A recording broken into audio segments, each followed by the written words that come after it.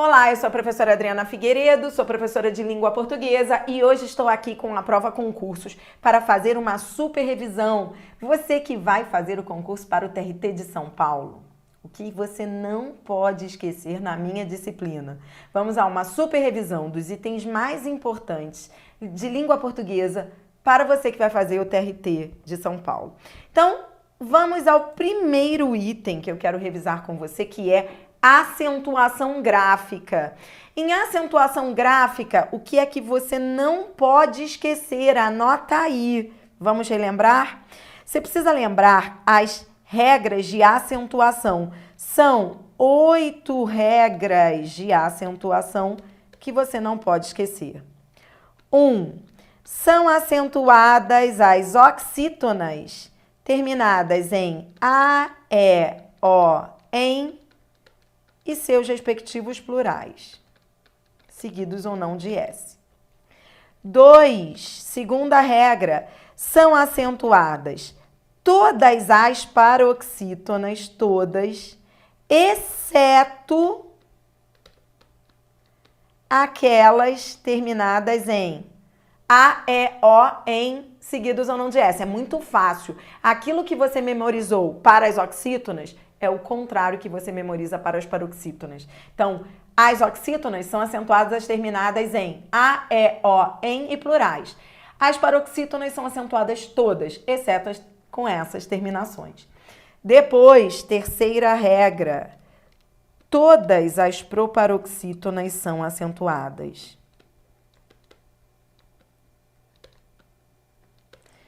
Quarta regra. Na quarta regra, não esqueça, são os monossílabos tônicos. Monossílabos tônicos são aqueles monossílabos, ou seja, vocábulos de uma sílaba só, que são pronunciados com força. A regra dos monossílabos tônicos é muito parecida com a regra dos oxítonos, é fácil você memorizar. Só não entra o final M. São acentuados os monossílabos tônicos terminados em A, E, O, seguidos ou não de S. São só 8 regras. Vamos lá. Quinta regra. A quinta regra, aí nós já entramos nos casos especiais. Esses casos especiais aí, muitos sofreram modificações com o novo acordo ortográfico. Então, o que eu vou colocar para você aqui é o que já está valendo após o novo acordo ortográfico. Essa revisão de acentuação, então, já é com base no novo acordo. O que você não pode esquecer? A quinta regra diz respeito aos ditongos abertos EI, EL e OI. Esses ditongos são acentuados no final da palavra. É o exemplo Niterói. Niterói tem acento porque o ditongo aberto O está no final da palavra, mas só no final da palavra. É aí que o novo acordo ele entra, porque se vier no meio da palavra não é mais acentuado. Por exemplo, ideia não leva acento, porque o ditongo aberto EI está no meio da palavra. Sexta regra de acentuação, sexta regra que você não pode esquecer. São acentuadas as paroxítonas terminadas em ditongo. Exemplo, a palavra órfão. Órfão é acentuado por quê? Porque é uma paroxítona órfão, terminada em ditongo. Fão, fão. O que é o ditongo? Lembra? Ditongo é o encontro de uma vogal e uma semivogal na mesma sílaba. Sétima regra. São só 8, estamos chegando ao final. O I e o U, quando forem segunda vogal do hiato, se forem tônicos, ou seja, fortes, e se vier sozinha ou com S, ou seja, não pode vir com outra letra sem ser S. na mesma sílaba. Não pode vir seguido de NH. Parece muito, mas é fácil. Exemplo dessa regra 7 é a palavra juíza. Juíza. Esse I é a segunda vogal do hiato. É acentuado porque é tônico e vem sozinho. Se vier sozinho ou com S, é acentuado. Por exemplo, baú. Baú é acentuado esse U porque é a segunda vogal do hiato. Se vier no plural, também será acentuado baús. Por quê? Pode vir ou não com S. Agora, se vier com outra letra sem ser S, não se acentua. Juiz. Juiz não leva acento, por quê? Porque o I tem outra letra sem ser o S, tem a letra Z. Aí não leva acento. Juíza leva porque o I está sozinho. Juiz não leva porque o I está com Z. Não pode vir com outra letra sem ser S. E se vier com NH na sílaba seguinte, também não se acentua. É o exemplo, a palavra rainha. Rainha, pense, esse I não tem acento, é a segunda vogal do hiato. É forte, mas não é acentuado porque vem seguido de NH. E para fechar, a acentuação gráfica, para fechar, oitava e última regra são os acentos diferenciais. Hoje, quais são os acentos diferenciais que ainda existem após o novo acordo ortográfico? O novo acordo ortográfico, ele acabou com muitos acentos. Os que existem são ter, vir e derivados na terceira pessoa do plural. Eles têm, eles vêm, sempre com acento. Lembrando que o acento diferencial é sempre o circunflexo, não esqueça. Eles têm, eles vêm. Acento também diferencial é o vocábulo pôde, no pretérito, ele pôde. Pôde no pretérito tem acento para fazer diferenciação com pode no presente. E o verbo por. Por também leva acento para fazer a distinção com a preposição por. São esses os três acentos diferenciais. Mas vamos em frente. Outro assunto que você não pode esquecer é o advérbio. De vez em quando, a Fundação Carlos Chagas pede que você classifique as circunstâncias dos advérbios. Vamos relembrar? Eu trouxe para você aqui 5 frases para você relembrar e classificar os advérbios e as locuções adverbiais, indicando suas circunstâncias. Primeira, ele vive ao Deus dará. Isso é uma locução adverbial de quê? Modo. Locução adverbial de modo. Como ele vive? Ao Deus dará.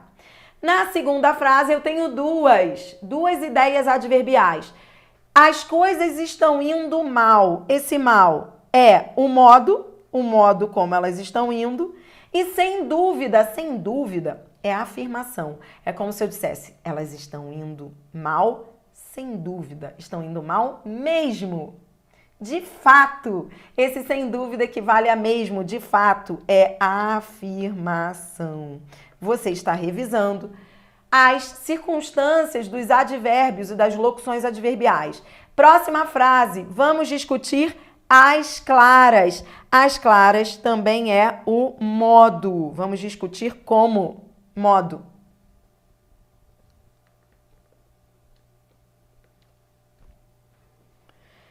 Próxima. Eles quase morreram de susto. De susto é a causa, né? Não é modo de ninguém morrer. Cuidado para não achar que tudo é modo, né? Isso aqui é a causa. Morreram por causa do susto.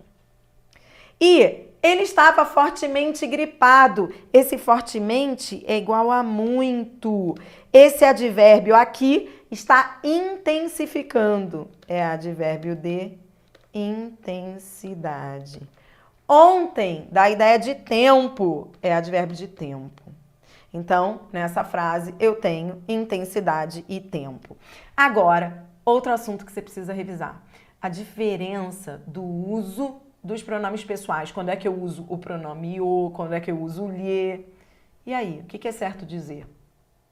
Eu não lhe notei ou eu não o notei? Vamos relembrar? emprego dos pronomes pessoais. É o próximo assunto.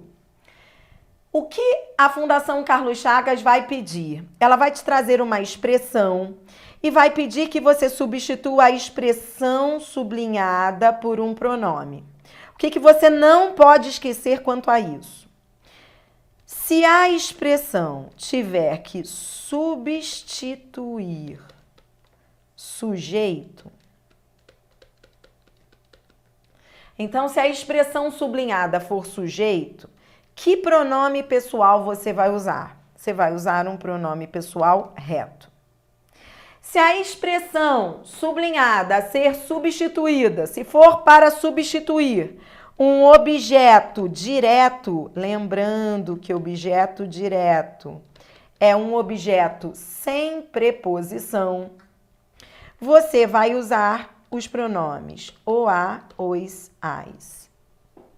Agora, se você tiver que substituir objeto indireto, que é objeto com preposição, aí você terá duas opções, não esqueça. Você pode usar os pronomes lhes, singular e plural, ou você pode usar um pronome oblíquo tônico antecedido de preposição, ou seja, a ele, a ela, a eles, a elas. Você pode usar um tônico preposicionado, entendeu? Então, nesse tipo de questão, você tem que sempre buscar o que você vai substituir. Para substituir sujeito, você usa pronome reto. Para substituir objeto direto sem preposição, você usa o, a, os, as. Indireto com preposição, você pode aí usar as duas opções. Então, vamos lá? Na primeira frase, já entregou os documentos necessários. Os documentos necessários é objeto direto. Se é objeto direto, eu vou usar o pronome os. Então, o certo vai ser já os entregou. Todas essas frases foram retiradas de provas da FCC. Veja a segunda frase. De seu esforço e força de vontade emergem os trabalhadores. Veja que nessa frase, esse sujeito está posposto. E é isso que acontece muito em prova. O sujeito vira após o verbo. É aquilo que eu sempre explico nas minhas aulas. Precisa saber perguntar pelo sujeito para poder achá-lo e não se enrolar na frase. Então, quando você vai a essa frase, você pergunta: quem é que emerge? Quem é que emerge? Os trabalhadores. Os trabalhadores é que é o sujeito. Então, se os trabalhadores é o sujeito, eu vou usar um pronome reto, eles. O certo aqui seria dizer emergem eles ou eles emergem. Na terceira frase, quem paga, paga a alguém. Ao funcionário é um objeto com preposição, é um objeto indireto. Para substituir objeto indireto, sabemos, podemos usar o lhe, podemos usar a ele. Então, nesse caso, eu poderia dizer já lhe pagaram ou já pagaram a ele. Um outro assunto que vem junto com este é colocação pronominal. Então, a Fundação Carlos Chagas vai trazer também aquelas questões em que ela vai buscar que você coloque o pronome na posição correta. Vamos revisar?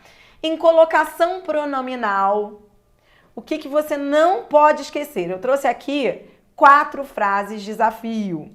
Mas lembra aquelas dicas que nós aprendemos lá na aula? Em colocação pronominal, você precisa lembrar que são 3 proibições.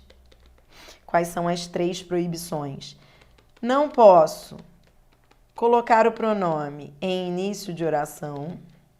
Não posso colocar o pronome após particípios. Não posso colocar após futuros. Então, 3 proibições. Isso tudo é proibido.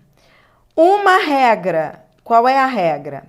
A regra diz que palavra invariável é palavra atrativa.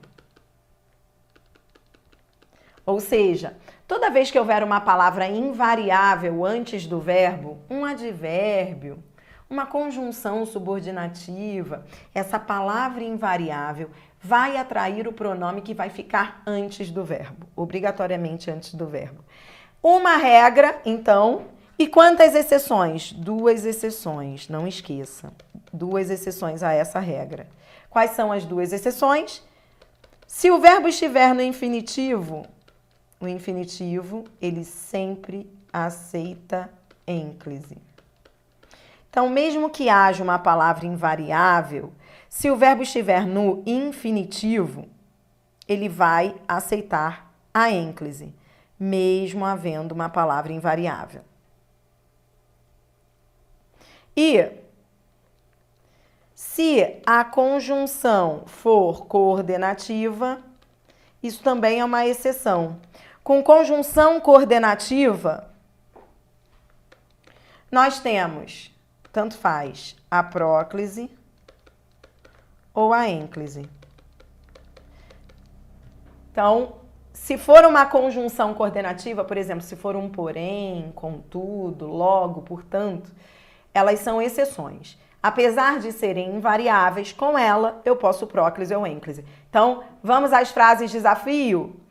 Na primeira frase, tanto faz. Eu posso dizer: o público o aplaudiu. E eu posso dizer: o público aplaudiu o. As duas podem.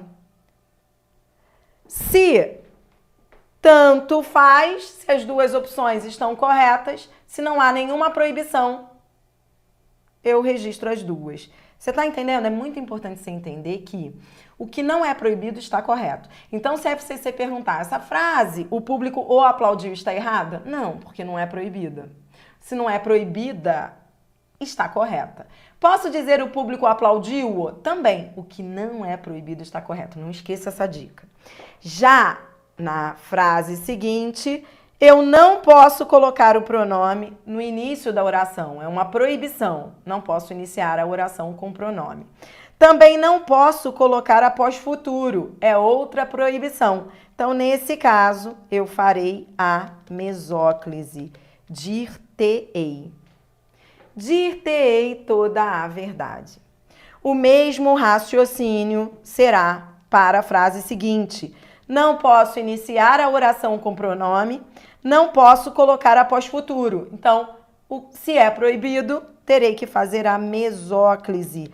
Lembrando, não esqueça que, anote aí para você não esquecer nessa reta final, a mesóclise, ela só é possível com verbos no futuro. Futuro do presente, que foi a segunda frase, ou futuro do pretérito, que foi a terceira frase.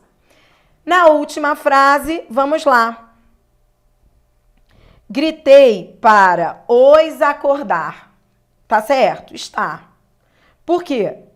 Porque esse para é palavra invariável, é palavra atrativa, próclise. Só que o verbo está no infinitivo. Se o verbo está no infinitivo, lembra? Essa é uma exceção. Eu também posso a ênclise, eu posso as duas formas. Então, aqui as duas estariam corretas. Gritei para os acordar ou gritei para acordá-los.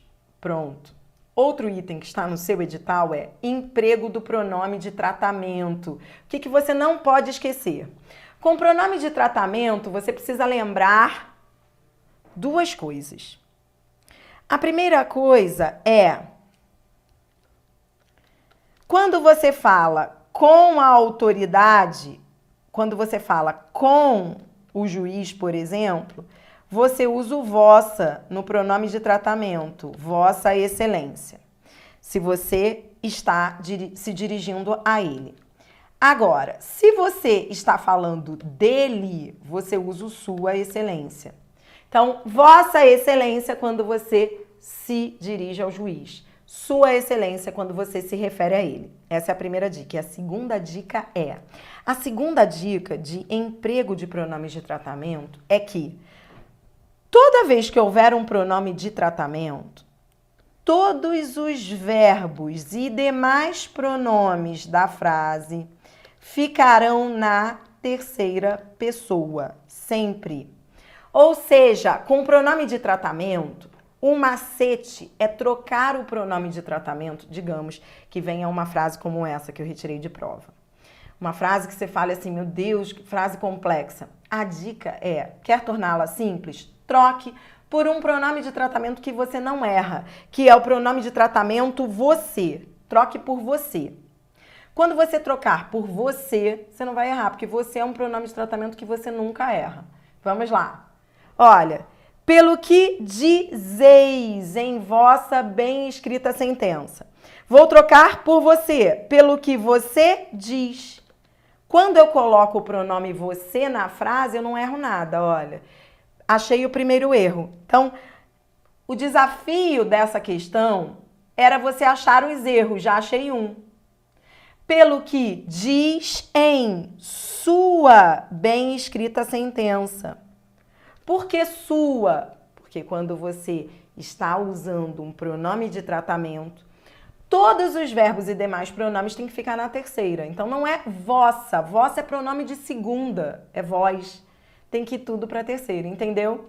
Continue aí com esse desafio. Repito, isso foi um trecho retirado de uma prova da FCC em que se usava um pronome de tratamento. Você tem que achar todos os erros. Aproveite. Depois, pelo que diz em sua bem escrita sentença, foram os meus atos que lhe deram, achei um outro erro, não é vos deram, é lhe deram, o discernimento que manifestou, é como se fosse você manifestou, em sua decisão. Então, em vez de você falar em vossa, você vai falar em sua. Lembrou? É só trocar o pronome por você, e aí você não erra.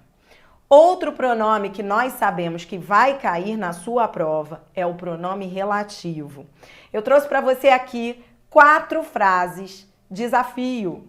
Você vai marcar em cada opção aí, em cada frase, quais pronomes poderiam substituir cada lacuna. Primeira frase. O assunto me referi não foi este. Bom, não esqueça. Toda vez que você usar pronome relativo, você tem sempre que pensar em 2 coisas. A primeira é, qual pronome relativo você vai usar? Que, quem, o qual, o cujo. E a segunda é, se esse pronome relativo vai vir ou não com preposição. E a dica que você não pode esquecer é, um pronome relativo virá com preposição se houver um verbo ou um nome depois dele que peça preposição. Então, vamos lá. Quem se refere a. Então, como é que vai ficar? O assunto, esse verbo não pede preposição, vai ficar o assunto a que me referi ou o assunto ao qual me referi. As 2 opções corretas. A que ou ao qual. Que sozinho não pode, porque estaria faltando a preposição. O qual sozinho também não pode, porque falta a preposição. E a quem não pode, porque assunto não é pessoa, é coisa. Próxima frase. Na segunda frase, vem aquele caso em que há 2 substantivos com ideia de posse. Quando houver 2 substantivos com ideia de posse, não esqueça, o pronome relativo que você vai usar é o cujo, sempre. Além disso, quem conversa, não conversa com o diretor da empresa? Não é assim que você falaria? Eu conversei com o diretor? Por isso, a única opção correta é com cujo diretor conversei. Com cujo. Cujo, repito, porque há uma ideia de posse. Outro ponto que você não pode esquecer para a sua prova é a diferença de uso de onde, aonde e donde. Quando o verbo pede em, a preposição em, que indica posicionamento, você vai usar o relativo onde. Então, vamos ver quais são as opções aí corretas. Esta é a cidade onde eu morei. Então, peraí que eu vou apagar agora e nós vamos marcar as corretas, tá bom? Esta é a cidade onde eu morei, porque quem mora, mora em. Aonde pode? Não. Aonde? Só quando o verbo pede a preposição a. Em que pode? Pode. Na qual também estaria correto. Donde não, porque donde você só vai usar quando o verbo pedir a preposição de. Por fim, veja a última frase. Esta é a cidade, gosto de ir. Quem gosta de ir a. O verbo ir não pede preposição a indicando direção, destino. Aí sim, eu posso usar aonde. Onde eu não posso, porque o verbo ir não pede preposição em. Então, eu vou usar aonde. Posso usar a qual? A qual sozinho não, só se viesse com crase. Porque aí seria o encontro da preposição a, mais o a de a qual. Então, essa opção não. Para a qual pode? Pode, porque você pode ir a ou você pode ir para. As duas opções corretas. Então, outra opção correta aí para a qual. Que sozinho não pode, porque aí faltaria a preposição. Então, regência é um assunto que você não pode deixar de revisar. Você acabou de revisar comigo regência com pronome relativo. Conjunção. O que a gente sabe que vai cair na sua prova? Em conjunção, você não pode esquecer algumas conjunções que sempre vêm nas provas da FCC. O conquanto. Conquanto é uma conjunção concessiva. É conjunção concessiva porque é sinônimo de embora. Conquanto é igual a embora. Outra que você não pode esquecer é o pois. Toda vez que o pois vier deslocado, ou seja, quando ele vier após o verbo, ele será uma conjunção conclusiva. E aí fica a dica. Toda vez que o pois está deslocado, ele vem entre vírgulas. Isso também ajuda. E aí, não esqueça. Quando o pois vem deslocado, ele é conclusivo. E quando ele inicia a oração, quando ele não vem deslocado, aí ele é igual a porquê. Aí vai ser o pois igual a porquê, que pode ser uma conjunção explicativa ou causal. Então, não esqueça. Pois no início da oração é igual a porquê, explicativa ou causal. Pois deslocado, ou seja, após o verbo, é conclusivo. Tudo bem? Outra conjunção que você sabe que cai nas provas da FCC é o como. O como pode ser três coisas. O como pode ser conjunção comparativa, pode ser conjunção conformativa, ou seja, igual a conforme, e pode ser conjunção causal, que é o caso dessa frase. Como as leis eram taxativas naquele vilarejo, todos os moradores tentavam um meio de obediência. Esse como é igual a porque, é igual a já que, é conjunção causal. Uma outra conjunção que você sabe que é essencial para a sua prova é a conjunção condicional. Então, vamos fechar com ela. A conjunção condicional, não esqueça, é aquela que dá a ideia de hipótese. É o caso aí dessa última frase. Sem que estude, não passará. Esse sem que é condicional. É igual a caso, é igual a ser. É como se eu dissesse, só vai estudar se passar. Só vai passar, não é? Se estudar. Só vai passar caso estude. Então, esse sem que é igual a se, é igual a caso. É conjunção condicional. Verbos, correlação semântica. Bom, em correlação semântica, o que eu quero que você leve para a sua prova, que você não esqueça? É muito comum esse tipo de questão da FCC, em que ela pede a correspondência entre tempos e modos verbais, ou seja, em que ela pede a correlação semântica entre os verbos. Em correlação semântica, o que você não pode deixar de estudar para a sua prova são duas dicas essenciais. São os futuros. Então, anote aí. Toda vez que você começa uma frase com presente, você não pode usar o futuro do pretérito. Por exemplo, por quê? Porque a dica é: futuro do pretérito só pode vir com verbos no pretérito. Tudo bem? Não pode vir com presente. E o futuro do presente? O futuro do presente, aí sim, ele pode vir com verbos no presente ou ele pode vir com verbos no futuro. Anotou? Não esqueça não. Então, olha só, em correlação semântica, não esqueça. Futuro do pretérito vem sempre correlato a verbos no pretérito. E futuro do presente, aí você pode ter o futuro do presente ligado a verbos no presente ou a verbos no futuro. Vamos lá? Vamos a esse desafio?